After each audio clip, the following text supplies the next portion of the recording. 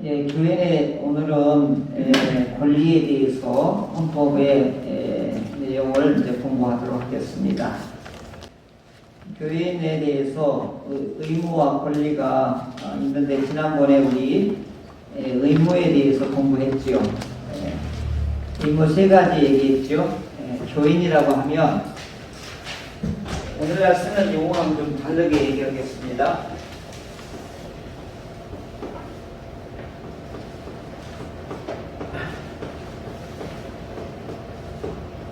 교인의 의무가 세 가지라고 했습니다. 첫 번째가 뭐죠? 여기 교인은 세례받아서 하나님의 자녀 된 사람을 말하는 거죠. 첫 번째가 뭐죠? 공적인 예배. 공예배, 공동예배 참석. 이거 안 하면요 자격 박탈됩니다. 우리는 이거에 대해 무감각한데요. 언제 이게 심각하게 됐냐면 자격이 박탈된다는 얘기는 우리 기독교 종교개혁 이후에 캐톨릭하고 우리가 개혁해서 나온 프로테스탄트 기독교하고 여기에서 이제 대별이 되는데, 그전에는 캐톨릭은 성직자한테만 주권이 있었어요. 그러니까 이제 이걸 모든 성도에게, 세례받은 성도에게 주권을 다 주는 거예요. 이게 굉장한 변화인 거예요. 근데 이 주권을 행사하려면 의무를 미행하게 되면 그 주권을 박탈하는 거예요. 그래서 이것을 회원권이 없다 이렇게 우리는 표현하는 거예요. 그러니까 교회인으로서의 회원권이 없다라고 하는 것은 우리 장로교회 같은 경우는 모든 것이 정책을 결정하고 인선하고 담임 목사님을 청빙하고 의인 목사를 청빙하는 데 있어서 누가 주권을 행사하냐면 세례받은 성도들이, 교인들이 이걸 주권을 행사해서 찬성, 반대에 의해서 결정을 하거든요. 그러니까 투표권을 주어진다는 것은 내가 주권이 나한테 있다라고 하는 것을 말하는 거거든요.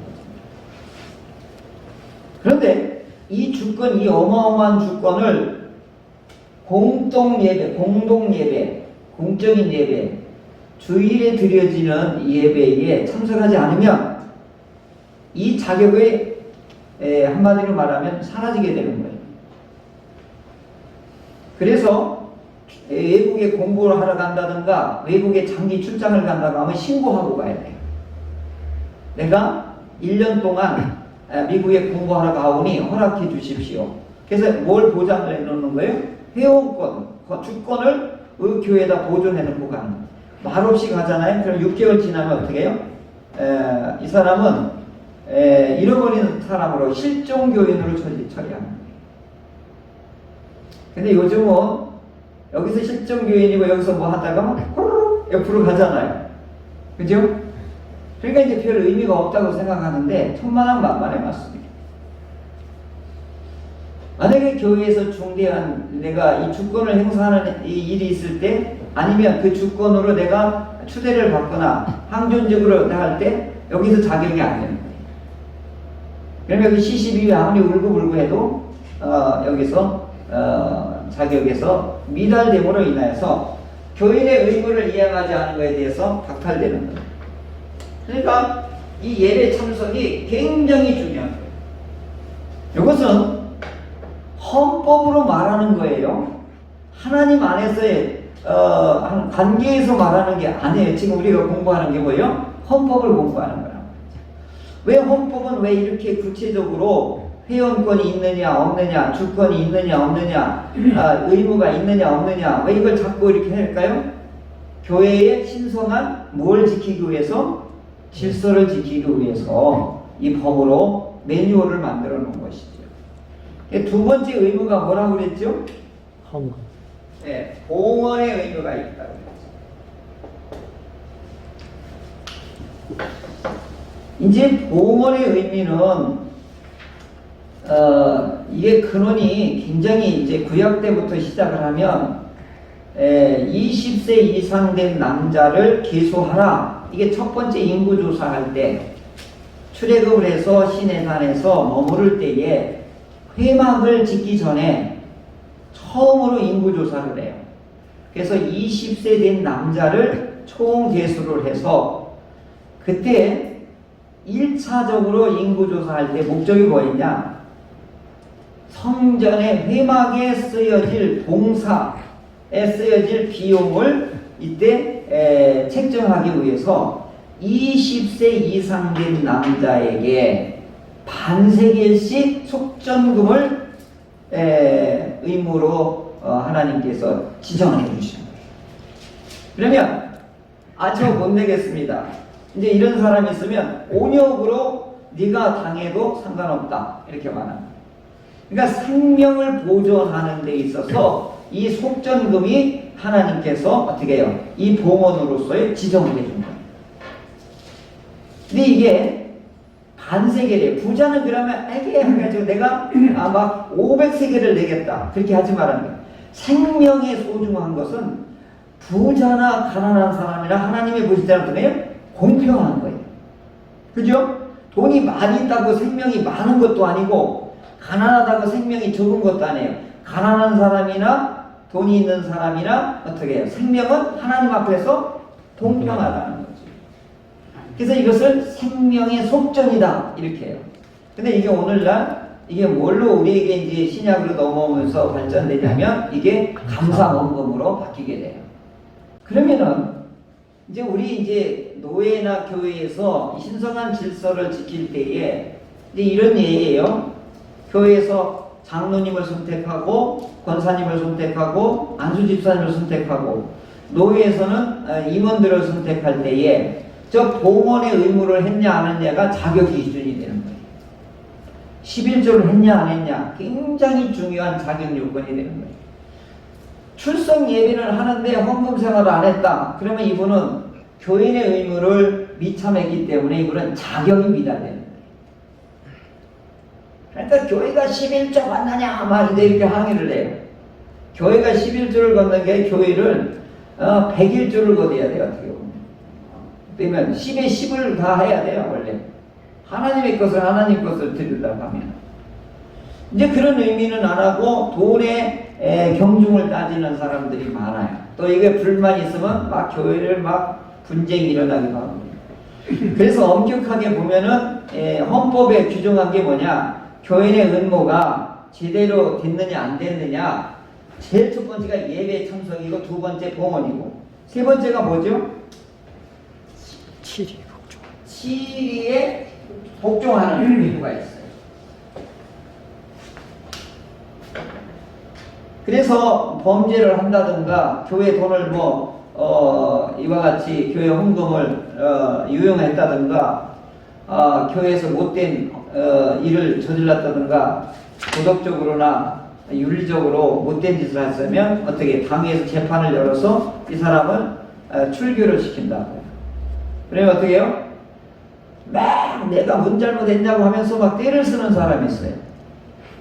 그러면 그때 성부와 성령의 이름으로 이 사람을 교회에서 영원히 제명하노라 하고 땅땅땅 그때 선포할 때 굉장히 무서운 거예요. 근데 요즘은 성부와 성자와 성령의 이름으로 이분을 출교한다. 그 다음에 이제 이분을 책망한다. 이제 여러 가지가 있어요.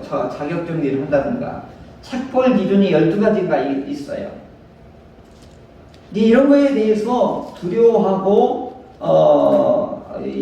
무서워하고 그러진 않아요. 요즘 교회들은. 그러니까 이제 굉장히 무서운 건데 옛날에는 우리 초대교회 우리 교회사의 당회록을 기록한 걸 보면요 이런 내용이 나와요. 재미나요. 모 집사가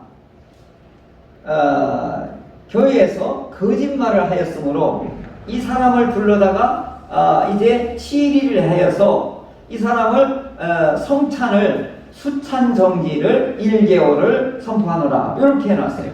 거짓말한 것을 어떻게 해요? 당회에서 재판을 열어서 이 사람을 수찬 정지를 땅땅땅 해요. 그러면 이분이 막 잘못했습니다 하고서 회개하고 가게 됐어요. 근데 지금 수찬 정리 하잖아요? 어떻게 해요? 참새가 방앗간을 옮겨요. 이웃 교회로 가요. 여기서 창피하고 이제 못하겠다. 이제 이런 것들을 교회에서 이제 치리하고 이거 엄격하게 다뤄야 되는데 지금 정보 성공만이 되는 거예요. 오늘 낮에 설교에도 그게 가장 근본이 뭐예요? 도덕성이잖아요. 그러면 이게 무너지면은 어떻게 해요? 교회는 전체로 어떻게 해요? 무너지게 되어 있습니다. 그러니까 어떻든 그리스도인들이 제일 중요한 것 중에 하나가 지금 당신이 예수를 믿는지 하나님을 믿는지 그 표상이 뭐겠어요? 안 믿는 사람이 우리에게 요구하는 내용이 뭐냐? 당신이 좀 우리가 못 사는 정직해보게 좀 보여달라 이 얘기거든요. 그래서 교인의 의무는 이와 같이 이게 표준이에요, 표준. 그래서 교회에서 성부와 성자와 이 삼위일체 하나님의 이름으로 선포되어지고 이것으로 징계하고 이것으로 축복하는 일에 대해서 아멘 할 수 있는 눈에 보이는 법에도 순종할 수 있어야 눈에 보이지 않는 하나님의 징계와 눈에 보이지 않는 하나님의 축복을 어디가요? 생명을 택할 것이냐 저주를 택할 것이냐가 오늘 내가 결정하고 내가 행하는 것이거든요. 그래서 우리가 자기도 모르는 사이에 악을 선택할 수도 있고 그리고 거짓을 선택할 수도 있잖아요. 그럼 어떻게 해요? 얼른 하나님 앞에 이 참여하고 통회하고 성찰하여서 얼른 그때마다 우리의 행실을 돌이켜야지. 그래야 어떻게 해요? 깊은 악에 어떻게 찌들지를 않게 되는 것이지. 그래야 우리 그리스도인들이 날마다 새로워지고 그리고 하나님 안에서 주시는 복을 우리가 은혜롭게 누릴 수가 있게 되는 것이지요. 그래서 오늘 그리스도인들이 너무 뻔뻔하다 이런 얘기를 많이 듣죠. 뻔뻔하다는 거죠. 뭐예요? 거짓말 해놓고도 얼굴 하나도 붉히지 않는다. 이런 것들은 하나님 앞에서나 교회 앞에서나 심지어는 우리 세상 속에 있는 모든 사람 앞에서도 이건 떳떳하지 않게 되는 것이죠. 그래서 교인의 의무 이걸 좀 기억 잘 하시기 바랍니다. 그 다음에 이제 권리가 있어요. 오늘은 이제 권리에 대해서 말씀을 드리겠습니다. 첫 번째 오늘 중요한 게 뭐냐? 성찬 참여권입니다.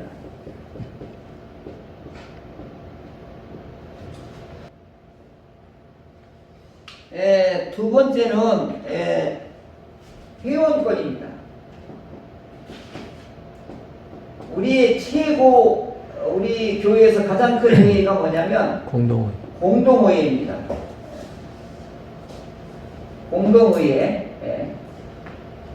공동회의 회원권을 가질 수 있는 권리를 보장해 주는 겁니다.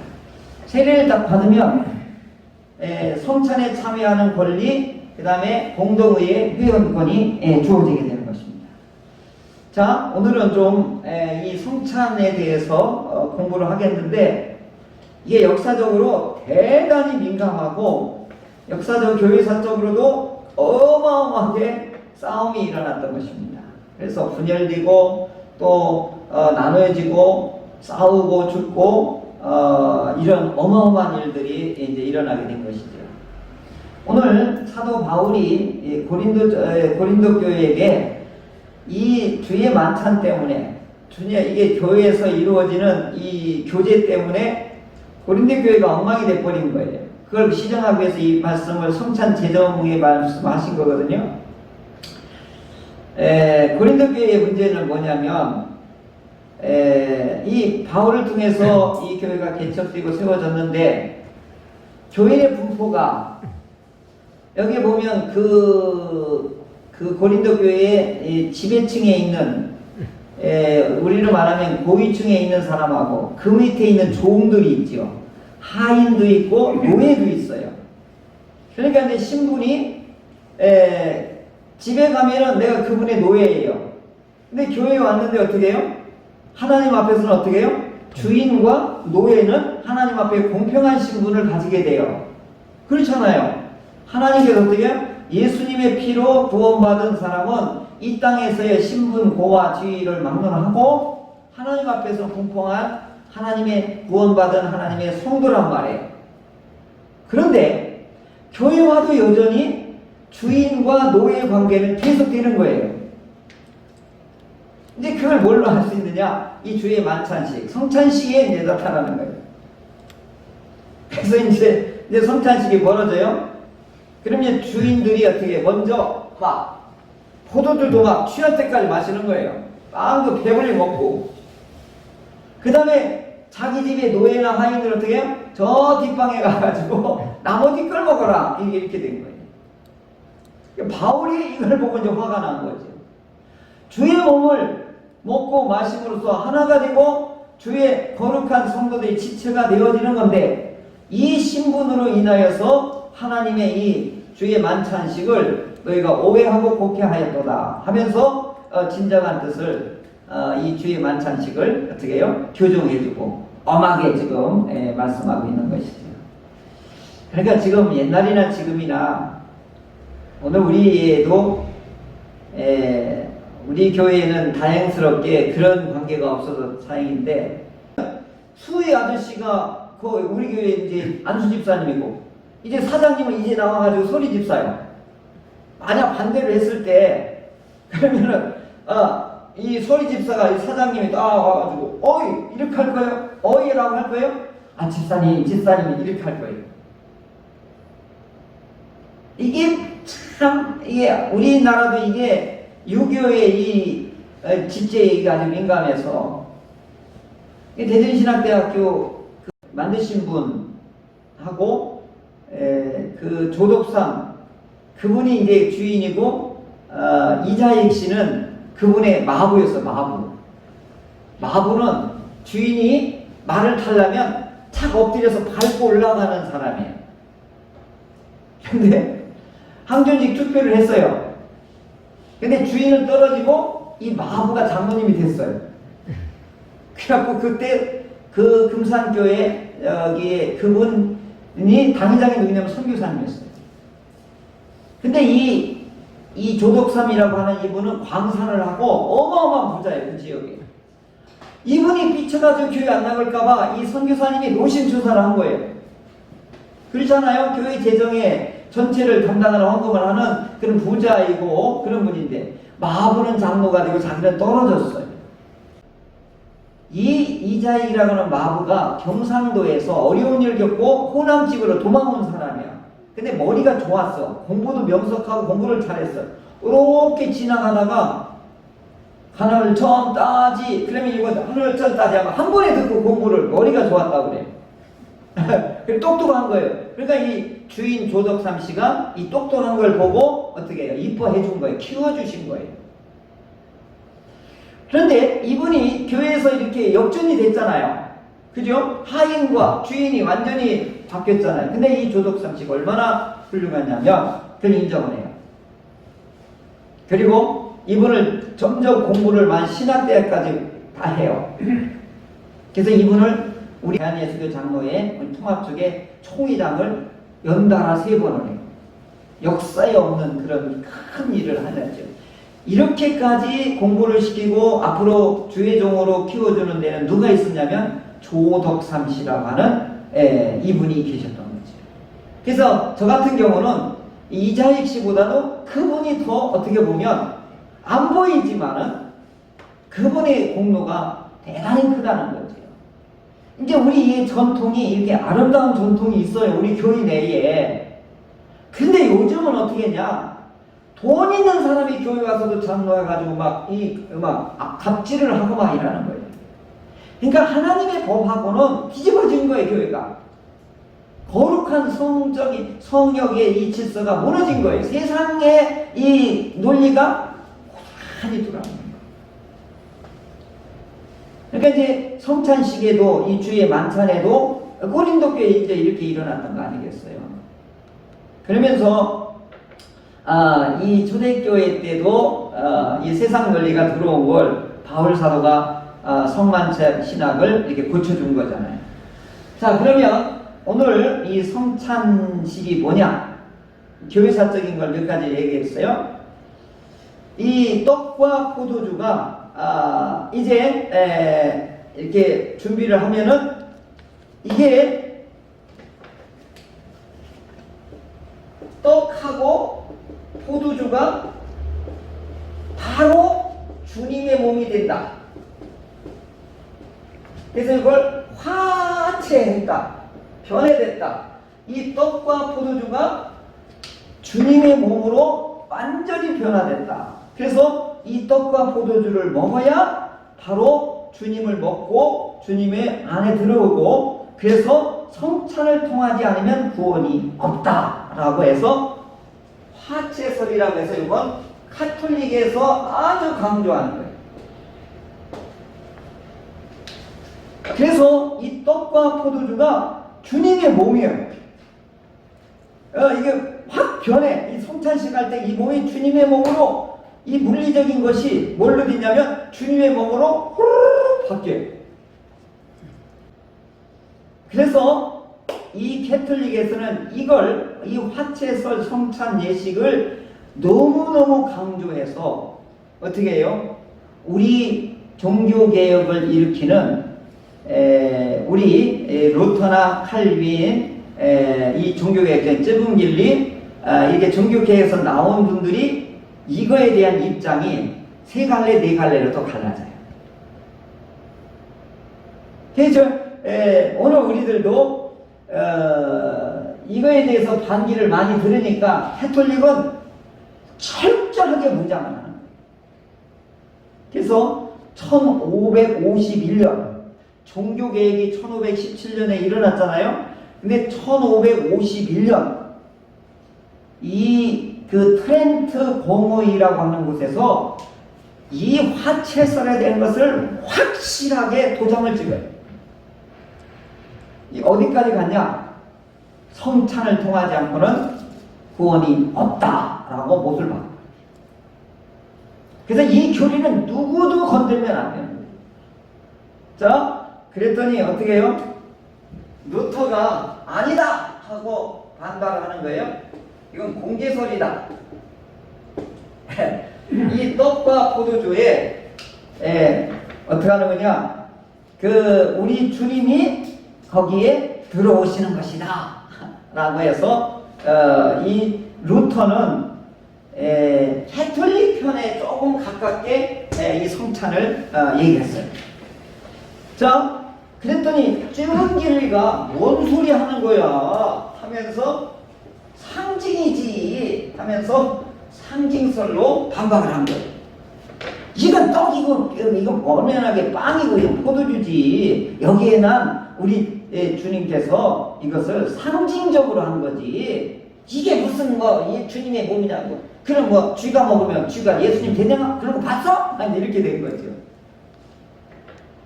그러죠. 우리 이제 또 칼빈 선생이 또 뭐 하고요? 영적으로 임재한다라고 해서 영적 임재설로 우리 장로교 칼빈 선생님이 이제 이것을 주장한 거예요. 그러니까 뭐냐면 이 떡과 포도주를 축사하잖아요. 그러면은 이 성찬을 참여하는 사람에게 성령이 임하여서 우리 예수님의 보혈과 우리 예수님의 이 희생을 오늘 우리로 다시 그 은혜가 살아나는 것이지, 이 물리적인 이 빵과 포도주가 주님의 몸은 아니지 않느냐 이제 이렇게 했어요. 그러니까 여기에 우리가 이제 우리 장로교에서는 요걸 따르거든요. 성령이 임하는 거지 뭔 소리 하고 있는 거냐 이렇게 된 거죠. 좀 확실하죠? 네. 학원사님 1번, 2번, 3번, 4번 어디가 제일 마음에 들어요? 4번? 자, 그런데 마지막에 5번이 뭐가 있냐면 뭔 소리 하고 있어, 우리 예수님이 기념하라고 했잖아. 기념설이지. 그래서 웨스트민스터 조약에는 전부 기념설로 이것을 이제 도배를 했습니다. 자, 이제 이걸로 인하여서 이 화채설, 이걸 캐톨릭에서는 법적으로 공의에서 이걸 목숨 걸고 지킨 거예요. 그럼 캐톨릭이 무너지거든요. 교리적으로나 이 정치적으로나 무너지니까 어떻게 해요? 이걸 시키는 거죠. 그래서 억지로 안 맞는다 하더라도 이 사람들은 이게 캐톨릭 본연을 지키기 위해서 그래서 반드시 미사할 때 반드시 이걸 뭐하죠? 매주 뭐 하죠? 우리 영성체라고 그러잖아요. 이분들은 반드시 이걸 해야 돼. 그래 구원이 있거든요. 자, 오늘 문제는 코로나 때에 이게 지금 우리 기독교의 허술함이 이제 드러나기 시작하는 거예요. 심지어 이거 기념설로 했거든요. 되게 이제 오늘 전부 우리 여기 영적 인재설보다는 이쪽으로 가까워졌어요. 기념이지 뭐. 1년에 우리 성찬이 4번 빼기도 하냐고요. 그냥 해도 좋고 안 해도 좋고 막 이 정도로까지 이제 이거에 대해서 우리는 가벼워져 버렸어요. 그래서 우리 목사님들끼리 이런 얘기를 해요. 이슬람 사람들은 하루에 5번 엉덩이를 이렇게 들고 코를 땅에 대고 이런 의식만 하고 이들은 막 튼튼하게 이슬람이 지켜나가는데 우리 기독교는 상징도 없고 표시도 없다 이거예요. 그러니까 우리는 뭐 말씀만 들었다가 말씀 안 들으니까 아무것도 없다 이거예요. 그러니까 우리도 여기다 십자가 띠를 딱 띠고 다니면 어떻겠냐 뭐 이런 얘기도 하고 그러거든요. 근데 코로나로 인하여서 전부 이제 예배론도 어떻게 됐어요? 집에서 이제 하는 걸로 뭐 온라인 예배 드렸어요 막 이렇게 얘기도 하잖아요. 근데 이제 캐톨릭에서는 뭐예요? 이게 흔들림이 없는 게 뭐냐? 이거예요, 이거. 하체설로 인해서 어떻게 해요? 이 예배당이 안 나오고 성당이 안 나오면은 어떻게 해요? 영성체를 안 받으면 어떻게 해요? 이들은 구원론에 대해서 이걸 끝까지 지키는 이런 장점이 이번에 코로나19로 인하여서 캐톨릭이 이제 덕을 보는 거 아니겠느냐 이렇게 보는 거죠. 근데 이번은 공중 위생과 이 방역 당국의 방침에 가서 미사를 안 드렸어요. 이번 캐톨릭에 대한 문제가 하나도 없었잖아요. 우리만 지금 두들겨 맞은 거죠. 그러면서 오늘 우리 이 주의 성찬에 참여할 권리가 있는데 오늘 이 성찬에 대한 이런 신학적인 이런 특징들이 5부류의 특징이 있어요. 근데 여기에서 이분들 때문에 우리가 많은 사람이 죽었어요. 얼마나 핍박이 심했냐. 근데 공권력을 가지고 캐톨릭이 어마어마한 권력을 가지고 우리를 잡아 죽였는지 몰라요. 그러나 오늘 우리가 이거 성찬식 하나 받아도 우리 선배들이 많은 피를 흘렸다고 하는 사실을 우리가 또 주목도 할 필요가 있죠. 그러면서 오늘 우리는 듣는 예배, 보는 예배가 약한 거예요. 보는 예배는 뭐냐? 이 성찬식을 말하는 건데 하나님의 은혜와 하나님의 뜻을 우리가 듣기만 하면 되느냐? 들으라 이스라엘아. 대단히 중요하지만 보는 것도 중요한 거예요. 그러니까 형식과 내용이 2가지가 겸해져야 이게 튼튼해지는 거예요. 그러니까 뭐냐면 우리가 이제 코로나 끝나면 바로 해야 될 일이 뭐냐? 우리가 성찬식인 것이죠.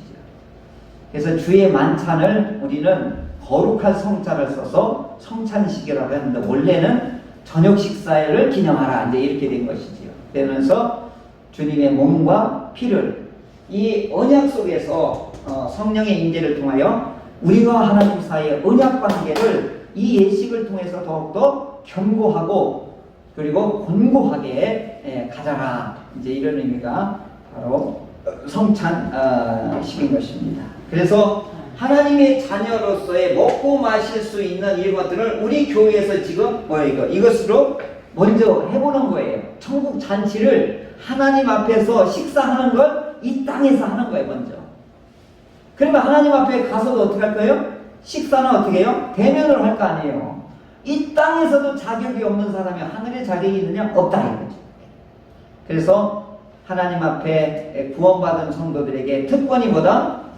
권리가 뭐다?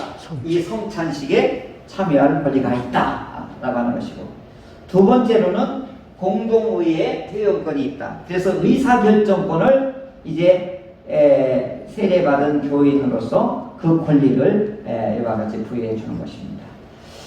전에는 우리는 장로교회라 우리는 좀 반반 나눠졌어요. 회중한테 주어준 주권도 있지만 장로님하고 목사님한테 주어준 권리가 또 엄청 커요. 그래서 당회에서 결정하는 것이 굉장히 많아요. 그래서 인사권하고 교회 예산과 결산하는 것을 2가지밖에 못해요. 공동회의에서. 그러니까 목사님을 청명한다든가 교회의 일꾼을 세우는 항존직을 세우는 일은 어디서 하는 거예요? 공동회에서 모든 성도들이 거기서 주권 행사를 통해서 선출하게 돼 있어요. 그리고 1년 예산과 결산을 어디서 하는 거예요? 공동회에서 결정을 해줘야 그 예산과 그 결산을 재직회에서 그 돈을 출입을 이렇게 할 수가 있는 것이죠. 그러니까 이것은 회원권이 주어졌다는 철저하게 정치적인 이 구도 속에서 권리를 주어지는 거예요. 그러니까 하나님하고 회원권이 이런 건 아니에요. 이미 뭐 여기 되어 있지만은 이 교회의 신선한 질서를 지키기 위해서 주어지는 권리다라고 하는 것을 헌법이 보장하고 있는 것입니다. 자, 정리하겠습니다. 세례받은 하나님의 자녀로 이와 같이 관계가 형성되어졌던 거룩한 성도들의 교인의 의무는 공동예배에 참석해야 된다. 두 번째 뭐죠? 봉헌을 해야 된다. 세 번째 뭐죠? 치리에 복종해야 된다. 그리고 그 권리는 성찬을 참여할 권리를 주어진다. 공동회의의 회원권으로 주권을 부여해 준다. 이것이 헌법으로 보장되어 있는 우리 개혁교회, 장로교회의 교인의 의무와 권리가 헌법에 이렇게 보장하고 있습니다.